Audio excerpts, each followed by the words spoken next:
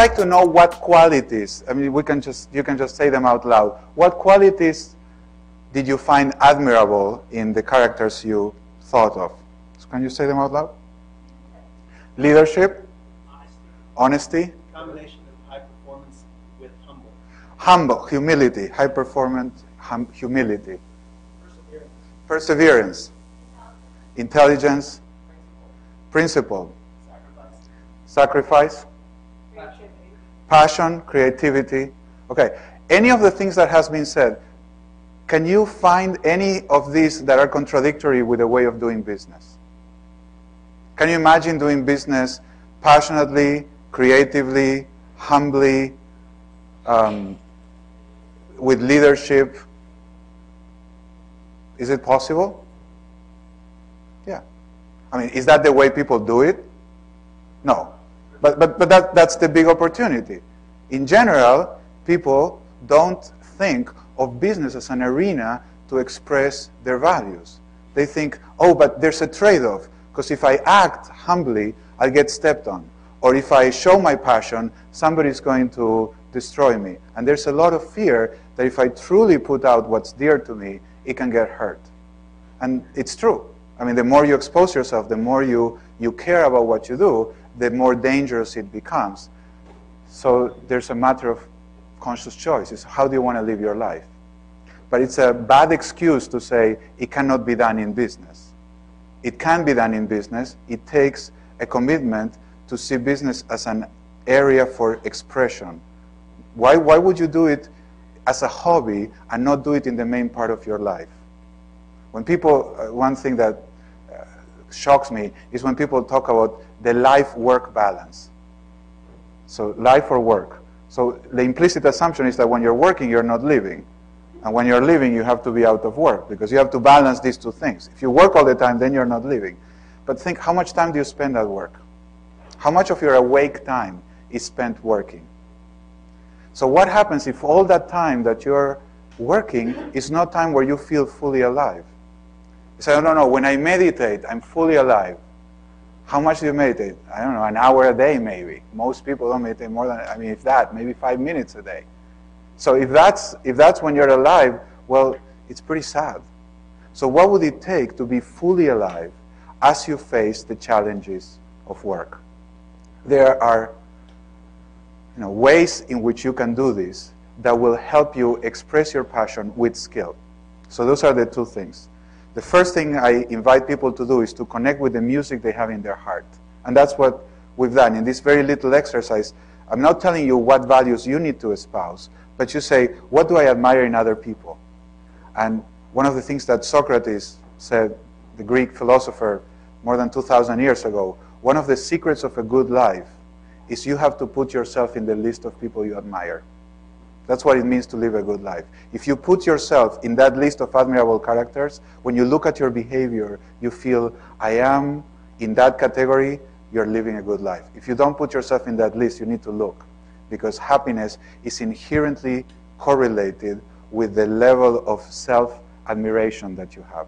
Grounded self-admiration, not like I'm great, it's not egomania. It's admiration because I have done things that ennoble me. So that's finding the music in your heart. And then the second is, well, how do you express this music skillfully? How do you learn? I mean, if we were talking about piano, you have the music in your heart. Well, then it's like, what are the finger exercises that will allow you to have the dexterity so that music you can translate from your mind into the world? And in business, well, you also need some finger exercises, some practices. And there are several practices that I describe in the book that take this passion and bring it to the level of practical realization that you need in order to produce results. So let me tell you 4 of those. I'll do it very quickly, but just 4 essential practices. In the book, I put 7. The first one I call unconditional responsibility. And unconditional responsibility is having an attitude of whatever the world brings to me, it is my opportunity to respond. So it would be like the world moves, and then it says, now it's your move. And then after you move, the world responds, and it's your move again. And every time something happens, it's like, how am I going to choose to respond to this situation? In my experience, when people are in business, they feel overwhelmed. So look what happened to me. And when you are in a perspective of, oh, I'm a victim of circumstance, that is automatically self-disempowering. So think of something difficult that happened to you. I mean, it could be a traffic jam. It could be, somebody mistreated you, or somebody forced you to do something you didn't want to do. I mean, there are all sorts of events daily that create this sense of, oh, look what happened to me. Now, without denying that those things happen, I mean, traffic jams are there. This is not about everything is rosy. Now ask yourself, how could I respond to this situation in a way that expresses my admirable quality? Think again. How could I respond to, so if you said humility, for example, or creativity or passion. So here's a traffic jam. What would it mean to respond to the traffic jam with creativity? What would it mean to respond with passion? You got a request for a time that you think you cannot meet. So somebody says, I need this by tomorrow. And you look at this and say, there's no way I can finish this by tomorrow. Well, what does it mean to act with honesty in that moment? And you know that if you say, I don't think I can do it, something potentially bad can come your way. But if you say, I do it, you're lying because you don't think you can do it. One of the things I want you to realize is that all the things people said, leadership, passion, humility, creativity, strength, perseverance, they are all qualities that do not depend on an outcome. Let me say this again, because this is the essence of unconditional responsibility. Is the understanding that what ennobles you is the way of responding, seeking the result, but not having to achieve the result. Success is not one of the things that ennobles you, because success doesn't depend on you alone.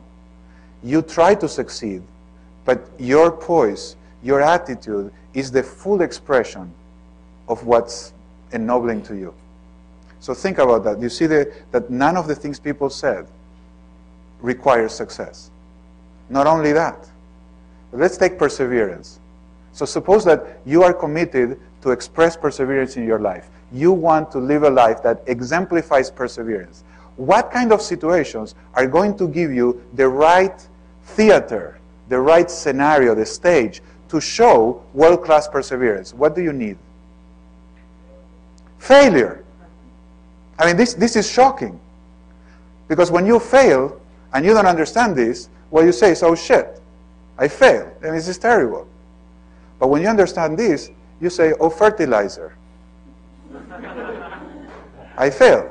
Now, notice that, I mean, it's the same situation.